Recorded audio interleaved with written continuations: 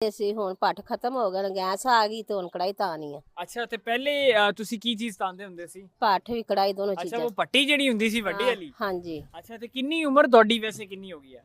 ਬੱਚੇ ਜਵਾਨ ਹੋ ਗਏ ਨਾ, ਬੁੱਢੀ ਹੋ ਗਈ ਆ ਤੇ ਵੇਖਿਆ ਯਾਦ ਹੋਣੇ ਇਹੋ ਹੀ ਸਾਡੀ ਵੀ ਬੁੱਢਿਆਂ ਦੀ।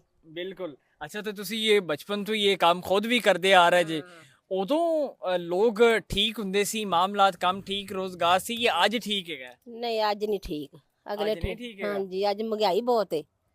ਤੇ ਤੁਸੀਂ ਵੀ ਤੇ ਉਸ ਹਿਸਾਬ ਨਾਲ ਯਾਨੀ ਕਿ ਮਹਿੰਗਾ ਕਰ ਦਿਓ ਬਣਵਾਣਾ, ਲੋਕ ਨਹੀਂ ਕਰਦੇ ਹੋਵੇ। ਨਹੀਂ ਮੈਨੂੰ ਤਾਂ 10 ਰੁਪਏ ਬਸ ਦੇਤੇ ਜਾਂਦੇ ਨੇ ਪੂਰ ਦੇ, ਮੈਂ ਆਖਾਂ ਨਾ 20 ਰੁਪਏ ਤੇ ਆਂਦੇ ਨਹੀਂ।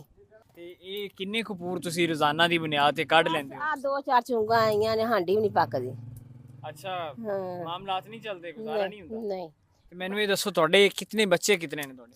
ਮੇਰੇ ਬੱਚੇ 6 ਨੇ। ਅੱਛਾ ਤੇ ਤੁਹਾਡੇ ਖਾਵਨ ਕੀ ਕਰਦੇ ਨੇ? ਕੁਛ ਨਹੀਂ ਕਰਦੇ, ਬਸ ਅੱਖਾਂ ਤੋਂ ਕੁਛ ਘੱਟ ਦਿਸਦਾ ਹੈ। ਠੀਕ ਹੈ। ਦਿਹਾੜੀ ਜਾਂਦੇ ਨੇ 500 ਰੁਪਇਆ ਲਿਆਉਂਦੇ ਨੇ, 500 ਝਾਂਡੀ ਵੀ ਨਹੀਂ ਬਣਦੀ। ਤੇ ਆਪ ਇੱਥੇ ਬਹਿਨੀ ਆ, ਕਦੀ 20-30 ਆ ਗਏ, ਕਦੀ 50 ਆ ਗਏ, ਕਦੀ 100 ਆ ਗਿਆ। ਉਹ ਸਾਬਣ ਲੈ ਆਂਦਾ ਸੁਬਾਹ ਨੂੰ ਤੇ ਸਰਫ ਲੈ ਲਿਆ ਤੇ ਕੱਪੜੇ ਧੋ ਲੈ ਅੱਛਾ ਤੇ ਮਿਰਚ ਰਗੜ ਲਈ ਦੀ, ਧਨੀਆ ਲੈ ਆਏ ਤੇ ਰੋਟੀ ਖਾ ਲਈ ਦੀ ਦੁਪਹਿਰ ਨੂੰ। ਤੇ ਇਹ ਮਾਮਲਾ ਤੇ ਯਾਨੀ ਕਿ ਪਹਿਲੇ ਜਦੋਂ ਉਰੂਜ ਦੇ ਕੰਮ ਹੈਗਾ ਸੀ ਉਦੋਂ ਠੀਕ ਹੈਗਾ ਸੀ? ਹਾਂਜੀ ਉਦੋਂ ਠੀਕ ਸੀ, ਉਦੋਂ ਨਾ ਮਹਿੰਗਾਈ ਨਹੀਂ ਸੀ ਤੇ ਲੋਕ ਦਾਣੇ ਬਹੁਤੇ ਲਿਆਂਦੇ ਸੀ, ਚਾਵਲ ਚਨੇ ਮਕਈ ਬਹੁਤ ਲਿਆਂਦੇ ਸੀ, ਪਹਾੜਾ ਸਾਨੂੰ ਖੁੱਲਾ ਦਿੱਤੇ ਜਾਂਦੇ ਸੀ। ਕੋਈ ਆਟਾ ਲੈ ਆਂਦੇ ਸੀ, ਕੋਈ ਦਾਣੇ, ਕੋਈ ਪੈਸੇ। ਅੱਛਾ ਤੇ ਅੱਜ ਤੁਸੀਂ ਸਿਰਫ ਪੈਸੇ ਲੈ ਰਹੇ ਹੋ ਜਾਂ ਉਵੇਂ ਹੀ ਯਾਨੀ ਕਿ ਆਟਾ ਦਾਣੇ? ਆਵੇ ਜਾਂ ਕੋਈ ਆਟਾ ਲੈ ਆਵੇ, ਪੈਸੇ। ਅੱਛਾ ਪੈਸੇ। ਹਾਂਜੀ। ਤੇ ਤੁਸੀਂ ਇਸ ਮੁਹੱਲੇ ਦੇ ਵਿੱਚ ਕੀ ਸੂਰਤ ਹਾਲ ਹੈ? ਅੱਜ ਵੀ ਬੱਚੇ ਉਵੇਂ ਆਉਂਦੇ ਨੇ ਤੁਹਾਡੇ ਕੋਲ ਜਾਂ ਹੁਣ ਘੱਟ ਹੋ ਗਈ? ਘੱਟ ਆ, ਤੁਹਾਡੇ ਸਾਹਮਣੇ 2 ਬੱਚੇ ਬੈਠੇ ਨੇ, ਸੁਬਾਹ ਪੇਸ਼ੀ ਦੀ ਬੈਠੀ ਆ। ਅੱਛਾ ਤੇ ਆ ਹੁਣ 2 ਬੱਚੇ ਆਏ ਨੇ। ਇਹ ਤੁਸੀਂ ਰੋਜ਼ਾਨਾ ਹੀ ਬਹਿੰਦੇ ਹੋ, ਕੋਈ ਛੁੱਟੀ ਨਹੀਂ ਕਰਦੇ ਹੋ? ਛੁੱਟੀ ਕਰ ਲਈ ਦੀ। ਤੇ ਇਹ ਜਿਹੜੇ ਤੁਸੀਂ ਪਹਿਲੇ ਜਦੋਂ ਕੰਮ ਕਰਦੇ ਸੋ ਉਦੋਂ ਬਰਕਤ ਹੈਗੀ ਸੀ, ਉਦੋਂ ਕਿੰਨਾ ਕਮਾ ਲੈਂਦੇ ਸੋ ਤੇ ਅੱਜ ਕਿੰਨਾ ਕਮਾ ਲੈਂਦੇ? ਉਦੋਂ ਵੀ ਬੱਚੇ ਨਹੀਂ ਸੀ, ਉਦੋਂ ਛੋਟੇ ਛੋਟੇ ਸੀ ਤੇ ਵੀ ਰੋਟੀਆਂ ਵੀ ਆ ਜਾਂਦੀਆਂ ਸੀ, ਪੱਠ ਤਾਂ ਆਲੇ ਨਹੀਂ, ਸਾਟਾ ਆ ਜਾਂਦਾ ਸੀ, ਉਹ ਦੁਪਹਿਰ ਨੂੰ ਵੀ ਕੁਝ ਖਾ ਲਈਦਾ, ਕੁਝ ਸ਼ਾਮ ਨੂੰ ਖਾ ਲਈਦਾ ਸੀ। ਤੇ ਹੁਣ ਉਹ ਪੱਠ ਨਹੀਂ ਦੇ, ਹੁਣ ਆ ਪੱਠੀ ਬਸ ਤਾਲੇ ਭੁੰਨ ਲੈਣੀ ਆ। ਯਾਨੀ ਕਿ ਇਹਦੇ ਤੋਂ ਕੋਈ 1000 ਰੁਪਏ ਵੀ ਦਿਹਾੜੀ ਨਹੀਂ ਬਣਦੀ? ਨਹੀਂ ਨਹੀਂ ਨਹੀਂ ਪੁੱਤਰ, ਉਹ 200 ਨਹੀਂ ਬਣਦਾ ਸੋਨਿਆ।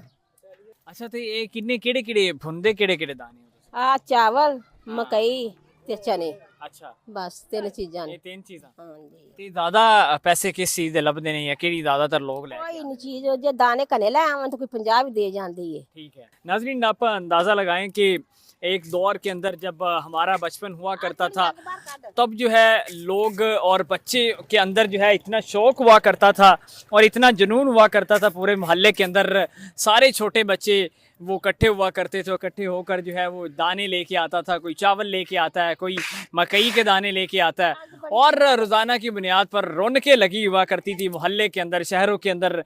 और आज वो दौर है, वही वो ख़ातून जो है आज भी ये काम कर रही है, लेकिन आज ये कल्चर, ये रस्म और रवायात सारी ख़त्म हो गई हैं। एक दौर था कि इनका अच्छा काम चलता था और लोग मानते थे कि यार इनका काम एक बड़ा ज़बरदस्त चल रहा है।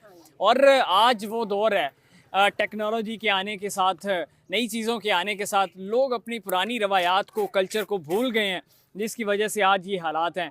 बड़े सारे लोग जो हैं वो बेरोज़गार हो गए हैं। ये वही खातून है जिनका आज जो है वो रोज़ी रोटी भी जो है वो बड़ी मुश्किल से जो है वो बनती है। अच्छा माँ जी मैनू ज़रा ये तो दसो कि कितों आंदे ने तुहाडे कोल भरवान चावल? बस गाँव गाँव दे बस। अच्छा इस पिंड दी? हाँ जी। ते जदों उदों काम बेहतरीन